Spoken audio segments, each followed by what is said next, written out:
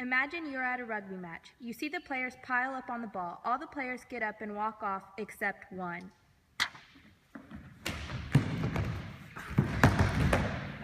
She lays motionless on the field. This is where the athletic trainers come in.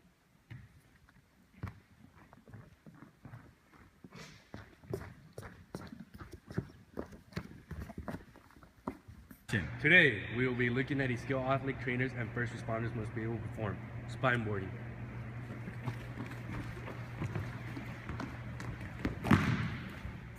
Spine boarding is the practice of moving an athlete with a suspected spine or neck injury onto a backboard for safe transport to the hospital. Upon arrival to the scene, athletic trainers must assess the situation to determine if spine boarding is necessary. All right, Sid. Tell me, are you having any pain in your neck right now? Yes, sir. There's a lot of pain. Okay. Is there pain in any other part of your body right now? She's shooting down my back. I can't feel my hands and my feet.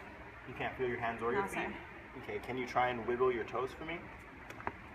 Anything happen? It's okay. Can you go ahead and try and wiggle your fingers for me? All right. We've got some movement. Can you feel me touching you right here on your arm? A little bit. How about down here on your palm? A little bit. I just want tingles. How about the back of your hand? No.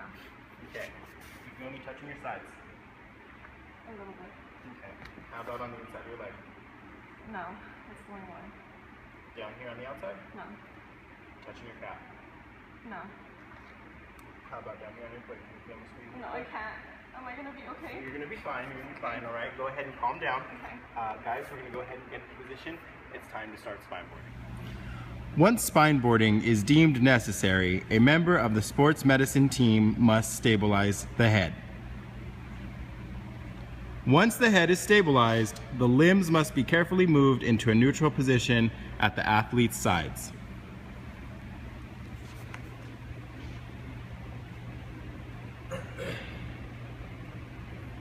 Once limbs are in a neutral position, members of the sports medicine team will be positioned at the head, the shoulders/torso, the waist, legs/feet.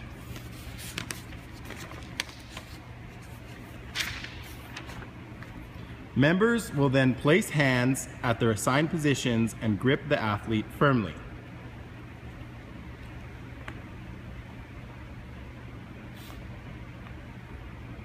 Once members of the team have their grips firmly planted, the member at the head will count off to perform a log roll.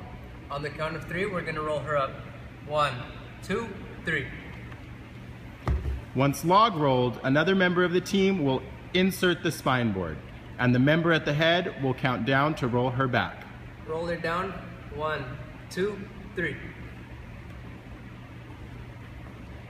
Once the athlete is on the board, the member at the head will then decide whether or not there needs to be adjustments made to center her on the board. We're going to slide her on 3. 1, 2, 3. Once the athlete is appropriately centered on the board, the team will then use the appropriate safety straps to fasten her to the board.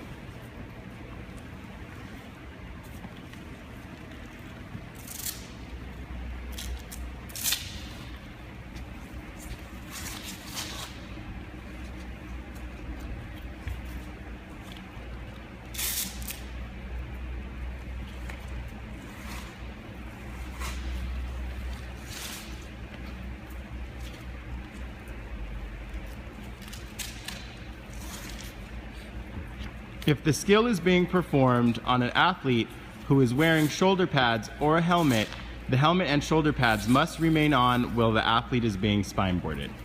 Do not remove the shoulder pads or the helmet because it could cause a change in motion at the neck and spine.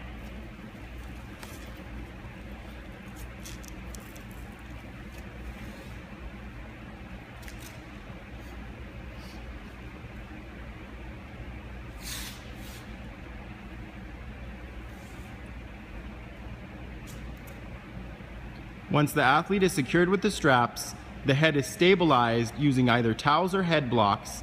The athlete is ready to be lifted and placed on a gurney. Lifting procedures for a spine-boarded athlete include 2 individuals at the lower end of the board and 2 individuals at the head end of the board.